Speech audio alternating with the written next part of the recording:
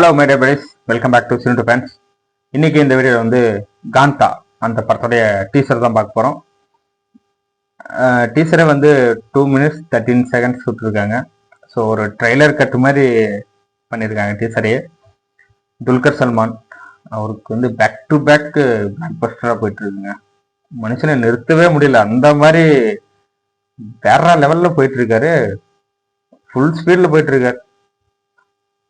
எனக்கு தெரிஞ்சு real pan India ஸ்டார்னா துல்கர் சல்மான் தான். தமிழுக்கு போனா அங்கேயும் பிளாக் பஸ்டர், மலையாளத்துல சொல்லவே வேணாம், Hindi blockbuster, Kannada blockbuster, Telugu blockbuster. So ஒரு பிளாக் பஸ்டர்லயே இருக்காருங்க. கீழே இறங்கக்கூடாது, இல்லை சொல்றேன், ஒரு ஃபன்னியா சொல்றேன், கீழே இறங்கவே மாட்டாரு, கொடுத்தா பிளாக் பஸ்டர் தான். அந்த மாதிரி போயிட்டு இருக்கு. 100% ரேஷியோவில் இருக்காருன்னு நினைக்கிறேன்.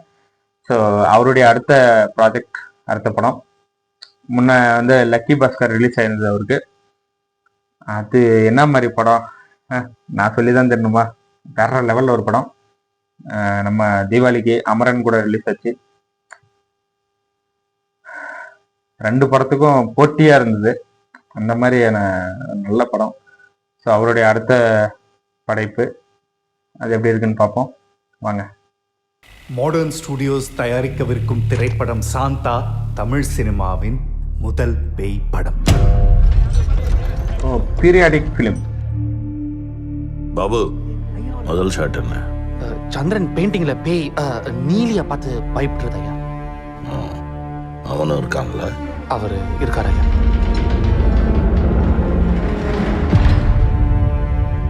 ஆக்டர். நான் உங்களை ஒன்று கேட்கலாமா? கேளுங்க. நீங்களும் ஐயாவும் ஏன் பேசிக்காம இருக்கீங்க? கண்ண பெருசா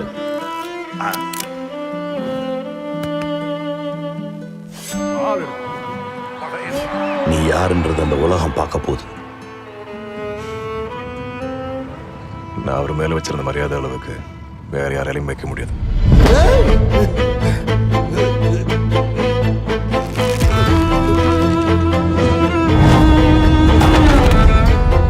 எல்லாரும் சொல்லுவாங்க அவன் தான்.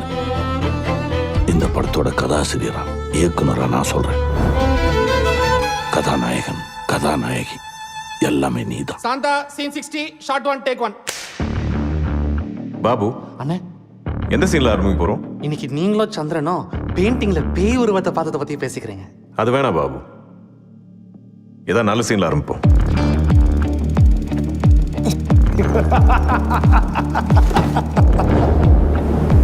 ஐயா, ஷாட் ஓகேயா?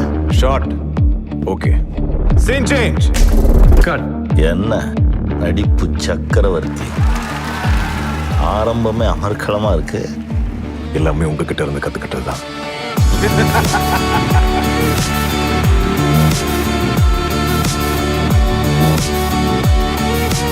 அப்புறம் படம் பேரு சாந்தா இல்ல,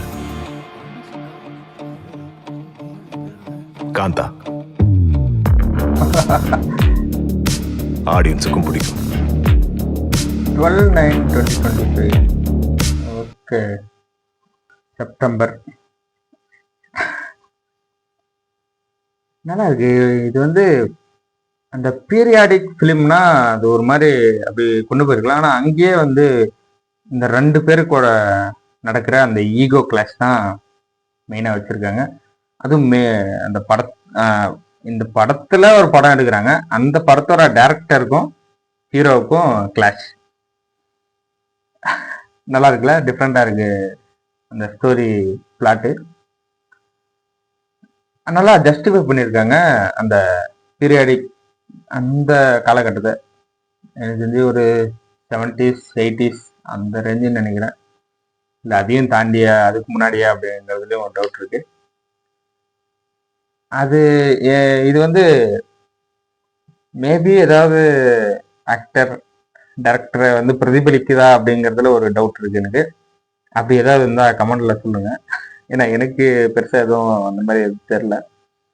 ஆனா இந்த மாதிரியான படங்கள் வந்து மோஸ்ட்லி அந்த ரியல் இன்சிடென்ட்டை வச்சும் எடுப்பாங்க. இந்த இப்போ டீசர் வந்துருச்சுல்ல, இதுக்கப்புறம் சோசியல் மீடியாவில் நிறையா அந்த அதை பற்றி ஏதாவது வரும், அப்போ பார்த்து தெரிஞ்சுப்போம். நல்லா இருக்கு. சமுத்திரக்கனியை பார்க்கறது தான் வேற லெவலில் இருக்கு.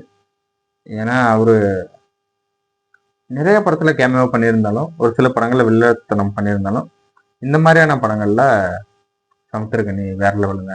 அவரு எங்க வேற லெவலில் குரோ ஆயிட்டாரு ஆக்டிங்ல. தனுஷே வாத்தி ஆடியோ லஞ்சுன்னு சொல்லியிருப்பார்ல, அப்பெல்லாம் ஒரு பக்கம் டைலாக் பேசுறதுக்கு வந்து பயப்படுவாரு, இப்ப 4 பக்கம் டைலாக் அசல்ட்டா அடிச்சுட்டு போயிட்டே இருக்காரு. அப்படி ஜானு சந்தர் மியூசிக் வந்து செமையா இருந்தது. அந்த 2 பேரோட அந்த ஈகோ கிளாஷ் ஆகிற நேரத்துல அந்த பிஜிஎம் எல்லாம் செமையா பண்ணியிருந்தாங்க. வேற லெவல். எனக்கு தெரிஞ்சு இதுவும் கண்டிப்பா துல்கர் சல்மான் வந்து சும்மா சாதாரணமாலாம் எனக்கு தெரிஞ்சு கதை சூஸ் பண்ணியிருக்க மாட்டாரு. இதுல ஏதோ ஒரு ஆக்டிங் ஸ்கோப் இருக்கு. ஏன்னா படம் எடுக்கிறது தான் படமே. ஸோ அதனால ஆக்டிங் ஸ்கோப் இல்லாம அவர் சூஸ் பண்ணியிருக்க மாட்டாரு. துல்கர் மேல நம்பிக்கை இருக்கு.